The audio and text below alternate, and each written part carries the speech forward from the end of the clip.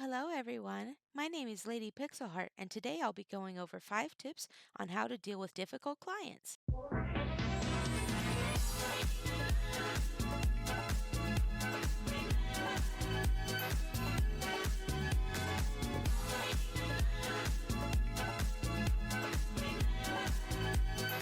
I was very happy to hear how well my last 2 videos about tips for selling your commissions online were received. So many of you were telling me how helpful they were, and it makes me feel very happy to have helped others in the art community in some way. However, a few of you also told me that you're still unsure about selling commissions because you're afraid of dealing with difficult clients. Well, today I'll be going over 5 types of difficult clients you'll encounter while selling commissions online and how to deal with them. Now, before I start the video, I just want to state that not all these types of clients are bad people or bad clients. These are just behaviors that most artists find difficult to deal with. I'd also like to say that I know how hard it can be when you're first starting off to turn away unruly clients and that you want all the business you can get. But you need to know that dealing with certain clients can not only be bad for your mental health, but bad for your business as well. So please keep that in mind as we go over this list. Anywho, the first kind of difficult client you'll be likely to encounter, and probably the worst kind, is the demanding, aggressive client. This is the kind of client who might bully someone about their prices, saying things like, "Your prices are too high," or "I know other artists who do better art and charge less," or even try to bargain with you to charge less by saying things like, "But it's my birthday," etc. To be perfectly honest, this is not the kind of client you should ever have to deal with or do business with. However, if you come across someone like this, the best course of action is to be firm and stick to your prices no matter what they may say to you. You can combat any of the things I mentioned before by just saying, "I'm sorry you feel that way. However, those prices are what I value my art at.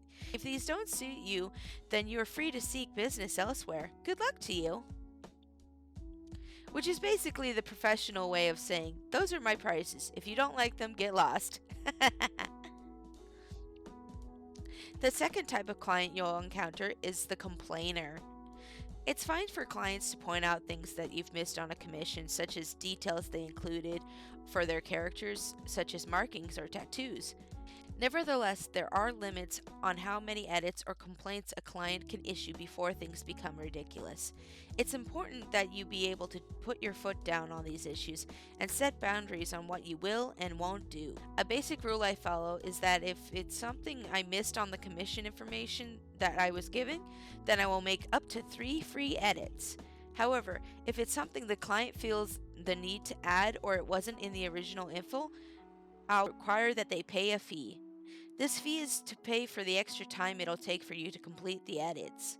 Time is money, and the extra time you're spending on their commission will take away from time you'll be spending on other people's commissions. If you need to, please remind the client of this in the nicest way possible. It's important that they understand and respect your decisions. Things like this can be included in your TOS to make sure that clients comply with these rulings. Make sure your clients read your TOS before agreeing to do business with you to avoid problems like this. The third type of difficult client you might come across on your online selling journey is the confused/indecisive client. This is probably the least difficult client to deal with, in my opinion. Usually, this type of client is just confused about your pricing, uninformed on your policies, or can't seem to decide on what kind of art to get from you. The easiest way to deal with this is to educate them. If they say, "How much are your commissions?" you give them a price guide. "How much are your policies on edits?" you give them your TOS. For those who are undecisive about what to get, you can handle this in 2 different ways. You can give them options or tell them that there's no rush. Feel free to take your time deciding. There's always the next time I open. Once a month, when I reopen my commissions, I'll make a list of fun prompts to give people ideas on what to commission me. These can be things like holidays or seasonal events going on. When someone mentions that they want art, but they don't have any ideas, I'll give them this list, and 90% of the time, it helps inspire them to commission a certain piece. It's essential to be patient with this type of client. Keep in mind that they're at least interested in your work, which is already great. They just need a little help or time to decide. The fourth kind of difficult client you may end up dealing with is the impatient client.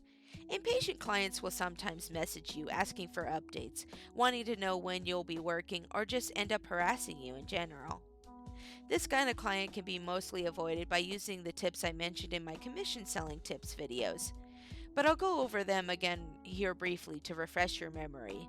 Be sure to communicate with your client by giving them an estimated start date. This doesn't have to be exact, it just has to be close enough to give the client some idea of what's going on and when to expect work to be started. Keep a Trello or commission list that the client can access to give them an idea of your workflow or how much longer it'll be until you get to their piece. Send WIPs or work in progress screenshots if requested. You can do this as many times as you feel comfortable with. I usually only do one during the sketch phase, and that's all. I do this because it allows me to work faster if I don't have to send a WIP at every stage of work. Keeping your clients updated ahead of time will eliminate pesky questions and nagging. And finally, the fifth kind of difficult client you'll come across is the know-it-all/egomaniac. This is probably another one of the most difficult clients to deal with. The know-it-all is the client who tends to look down on beginner artists. They'll try to tell you how to run your business like the demanding client, but in a more patronizing way. They'll insist on things like telling you how much you should charge, or telling you who you should and should not be hanging out with. Most of the time, the know-it-all means well and may even think they're helping you, even if they aren't. And there's nothing wrong with taking advice from people when you ask for it, but don't let others talk down to you or tell you what to do with your business. It's your business after all, and you should be the one in charge of things. If it gets to the point where it starts to become a problem, though, be sure to let them know by gently telling them, "I'm so glad you want to help me, but I think I can manage this on my own. I do appreciate your concern, though." It's important to set boundaries with clients and let them know what kind of behavior you will and will not tolerate around you. It's also good for your clients to know that you're running a business and that you want to conduct the business professionally. This isn't to say you can't be friends with your clients. Heck, a lot of my online friends are some of my most loyal clients. But it's important to know where to draw the line and to stand up for yourself if need be. Your clients will respect you more in the long run, and you'll have an easier time online as well. There are cases, though, where push comes to shove and you'll have to either issue a refund or cut off the client completely.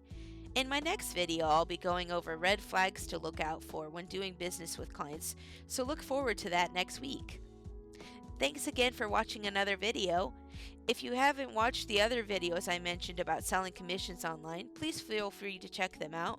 I'll link them up in the iCard for this video. Please also feel free to comment any bad experiences you've had with difficult clients below. I'm interested in hearing your stories. Also, feel free to suggest other topics you think I should cover. I've been having a lot of fun making these videos for y'all, and I'm really happy to hear how helpful they've been. And now it's time to thank all my Patreon supporters for this month. Aaron Crandall, Elatus T, Brookie J, Captain Carey, Kathy Jaws, Darnell G, Darth Facetious, Dylan Baranowski, Icarus J, Inspector Raff, Coda Alvarez, Fallen One, Ring Bell, V is for Yoshi, Xander McCullough. And that's it. Thanks for watching. Be sure to like and subscribe. Have a great day. Bye-bye!